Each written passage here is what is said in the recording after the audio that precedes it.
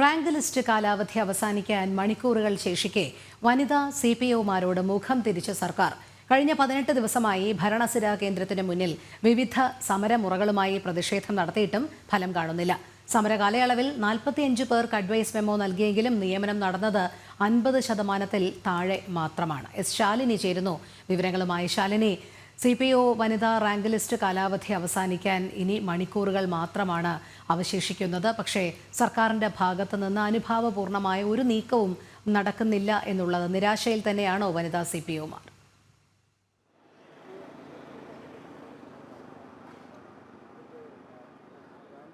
രോഹിണി സൂചിപ്പിച്ചതുപോലെ തന്നെയാണ് ഇന്ന് 12 മണിയോട് കൂടിയാണ് റാങ്ക് പട്ടികയുടെ അല്ലെങ്കിൽ റാങ്ക് ലിസ്റ്റിന്റെ കാലാവധി അവസാനിക്കാൻ പോകുന്നത്.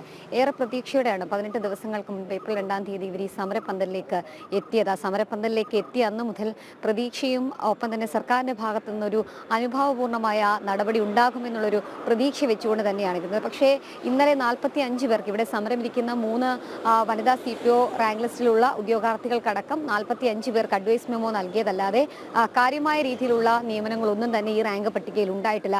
അതിൽ പ്രതിഷേധിച്ചുകൊണ്ട് തന്നെയാണ് ഈ ഒരു പ്രതിഷേധ സമരം ഇവരുടെ നടത്തുകയും ചെയ്തിട്ടുള്ളത്. എന്തായാലും ഇന്ന് രാത്രി ആ ഒരു കാലാവധി കഴിയാനൊരുങ്ങുമ്പോൾ യാതൊരു രീതിയിലുള്ള ഒരു നടപടിയും സർക്കാരിന്റെ ഭാഗത്ത് ഉണ്ടായിട്ടില്ല എന്നുള്ളതാണ്. ഇന്ന് 18-ാം ദിവസമാണ് സമരം. രാപ്പകൽ സമരമായിരുന്നു ഇവർ ഈ കഴിഞ്ഞ 18 ദിവസമായി ഇവിടെ നടത്തിക്കൊണ്ട് വന്നത്. ഈ 653/2017 എന്നുള്ള ആ ഒരു റാങ്ക് ലിസ്റ്റിലെ കട്ട് ഓഫ് മാർക്ക് ഏകദേശം 45.67 ആണ്. അതിനുശേഷം ആകെ നിയമനം നടന്നത് 757 ആണ്. 2009 കണക്കിലേക്ക് വരികയാണെങ്കിൽ കട്ട് ഓഫ് മാർക്ക് 45 ആയിരുന്നു. പക്ഷേ ആകെ നിയമനം നടന്നത് 815 പേർക്ക് മാത്രമാണ്.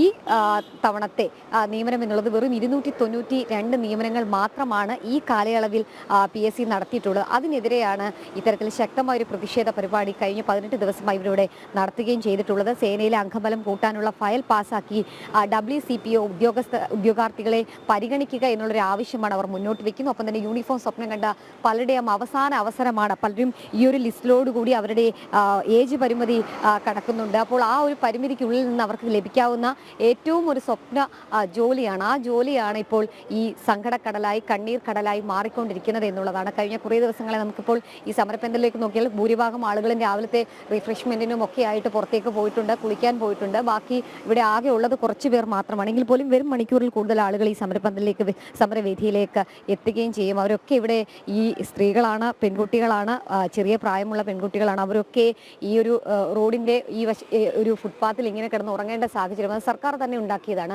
PSC തന്നെ ഉണ്ടാക്കിയതാണ് എന്നുള്ളൊരു ആക്ഷേപമാണ് ഇവർ ഉന്നയിക്കുകയും ചെയ്തിട്ടുള്ളത്. ഒരു ഭാഗത്ത് ആശാവർക്കർമാരുടെ സമരം നടക്കുന്നു, മറുഭാഗത്ത് ഇത്തരത്തിൽ CPOമാരുടെ സമരം തുടരുകയും ചെയ്യുകയാണ്. എന്തായാലും ഇന്ന് ഈ CPO റാങ്ക് ഹോൾഡേഴ്സിന്റെ കാലാവധി അല്ലെങ്കിൽ അവരുടെ റാങ്ക് പട്ടികയുടെ കാലാവധി അവസാനിക്കുകയാണ്. ആ അവസാനിക്കുന്ന മണിക്കൂറുകൾ മാത്രം ഉള്ള സമയത്തും ഏറെ പ്രതീക്ഷയോട് കൂടിയാണ് ഈ CPOമാർ ഇവിടെ തുടരുകയും ചെയ്തിട്ടുള്ളത്. കാരണം ഒരു അനുകൂല നിയമനം അല്ലെങ്കിൽ അനുകൂല തരത്തിലുള്ള നടപടികൾ സർക്കാരിന്റെ ഭാഗത്തു നിന്ന് ആഭ്യന്തര വകുപ്പിന്റെയും ഒപ്പം തന്നെ PSCയുടെ ഭാഗത്തു നിന്ന് ഉണ്ടാകുമെന്നുള്ളതാണ്. ഒന്നല്ലെങ്കിൽ അവരുടെ ലിസ്റ്റിന്റെ കാലാവധി നീട്ടുക എന്നുള്ളൊരു ആഗ്രഹം അവർ പങ്കുവെക്കുന്നുണ്ട്. മറ്റ് ഒരു ആഗ്രഹം എന്നുള്ളത് അവരുടെ കൂടുതൽ നിയമനം 45 പേർക്ക് ഇന്നലെ അഡ്വൈസ് മെമ്മോ നൽകി. അതിൽ കൂടുതൽ ആളുകൾക്ക് അഡ്വൈസ് മെമ്മോ നൽകും അല്ലെങ്കിൽ നൽകാൻ കഴിയുമെന്നുള്ളൊരു പ്രതീക്ഷയാണ് ഇവർ പങ്കുവെക്കുന്നത്. എന്തായാലും സമരം തുടരുക തന്നെയാണ്. ഈ പുലർവേളയിൽ ഈ ഒരു സമയത്തും സമരപ്പന്തൽ സജീവമാണ്. എന്തായാലും സർക്കാരിനെതിരെ തുടർ സമരങ്ങൾ പലതവണ നമ്മൾ കണ്ടിട്ടുണ്ട്. എങ്കിലും തിരുവനന്തപുരത്തെ സെക്രട്ടേറിയറ്റിനെ സംബന്ധിച്ചിടത്തോളം ഇപ്പോൾ ശക്തരായ 2 വനിതാ